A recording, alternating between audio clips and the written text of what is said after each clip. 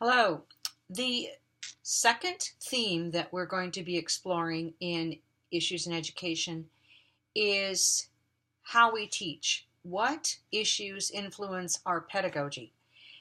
As you discovered in the first theme um, of the course, there are many landmark decisions that have been made based on theories and ideas from historical perspectives. Some of those will carry over and affect this second theme that we're going to be discussing. Our pedagogy is designed or affected by many different influences. And the influences that we're going to be talking about, particularly during this 2-week period, are those that affect the how we teach, and particularly talking about relating back to Common Core 21st century schools, taking the information that you learned there and the positions that you developed and applying them to a new set of articles and literature that talks about how our pedagogy has changed based on some of those principles. We're going to be particularly talking about technology. The issues that we're going to be discussing is the road to virtual schooling smoothly paved? Is the use of technology changing the way we teach and the way students learn? And also looking at are truly democratic classrooms possible? Now, there are some questions that I'd like you to think about before you embark on reading the articles and the additional sources.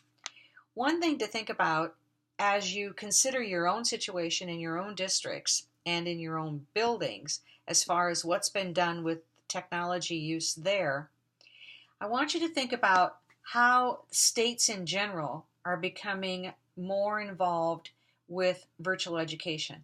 We know that there are online schools that are state supported.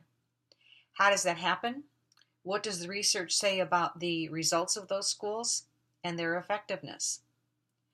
I'd like you to think about the difference that the 4Cs are making. You're going to find out what they are, and are they appealing or non-appealing to you and to educators in general? How does the general public feel about the switch to technology? Some of the disenchantments that parents may feel with school districts may stem from the changes that have been made based on the use of technology in the district. Also need to be thinking about, does the use of technology and the changes that occur because of that separate students who may have been separated by other issues as well? For example, how does it affect low-income students who may not have access to technology in their home? How does it affect families where parents aren't tech savvy? What does it do to those families? And does it do something to disenfranchise them with the school district or with their child's education? We also need to take a look at what the research on K-12 virtual education shows. Does it show that that's a direction we need to be moving, or does it offer us some caveats about that? Thinking about the caveats, I'd like you to think also about and to find out about, what does the research say needs to be in place? What kinds of assurances need to be made before we embark on the use of technology for instruction? What has to happen first, and what has to be in place before schools move to spending lots of money on the tech hardware so that it can guarantee to its consumers, its students and its parents, that that use of taxpayer money is indeed going to influence their students' learning achievement? When we think about democratic classrooms, I also want you to think back to thinking about the 21st century skill movement, to the requirements of the Common Core, and also to those students who come from diverse backgrounds, who may have diverse learning needs, may come to your classrooms with an IEP or a 504 plan or a language barrier, English language learners. How does the use of technology impact those students?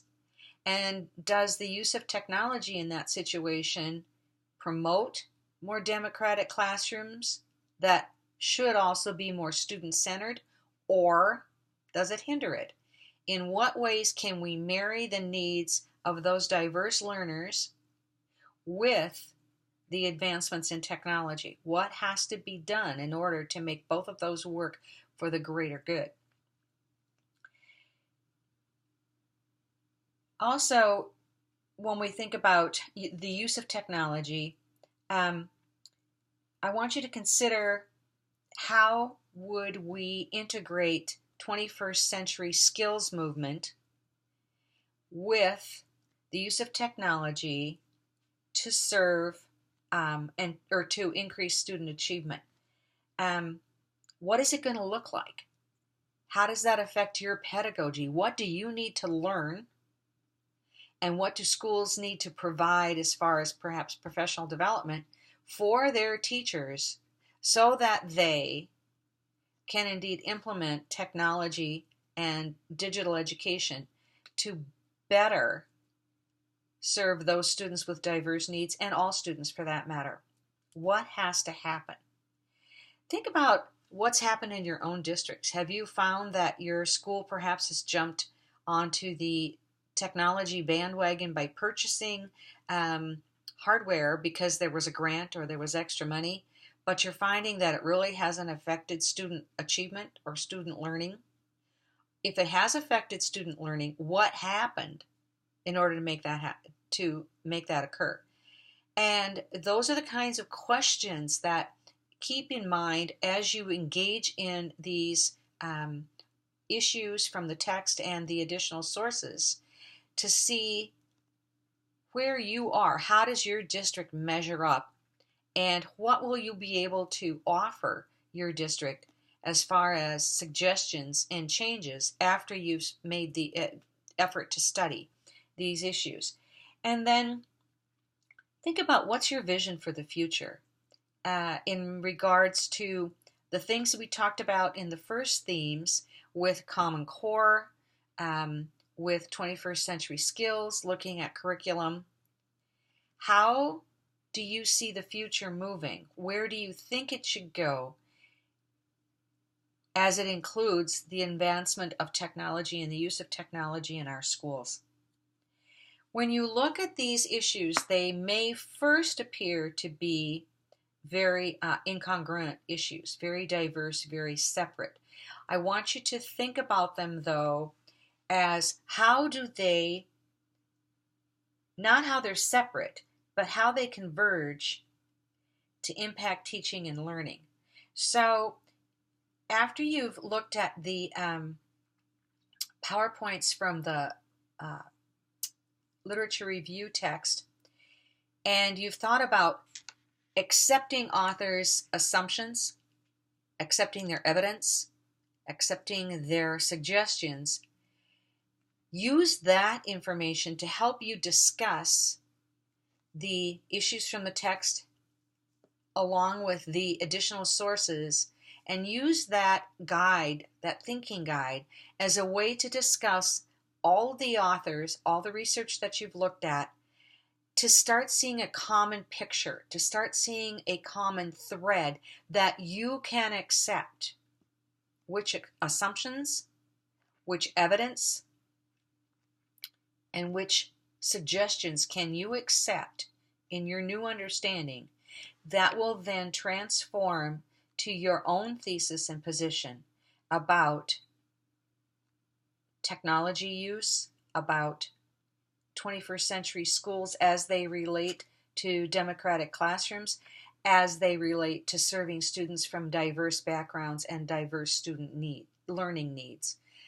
think about that whole picture or that umbrella of concepts as you read these articles, so that by the end of it, by the end of this study, your review and analysis report will end with your summation of this is what the future should look like. This is what I propose for a district to move forward and make sure that teaching and learning are affected in very positive ways by the integration of technology and virtual education. So that's the framework I think I'd like you to think about starting with as you look at these issues. Follow the assignment schedule so that you'll know when to post your journals. And the journals are really going to help you, again, think about what you're reading and how it applies to formulating your own thesis. Enjoy this issue and these articles because it really does affect where you live right now.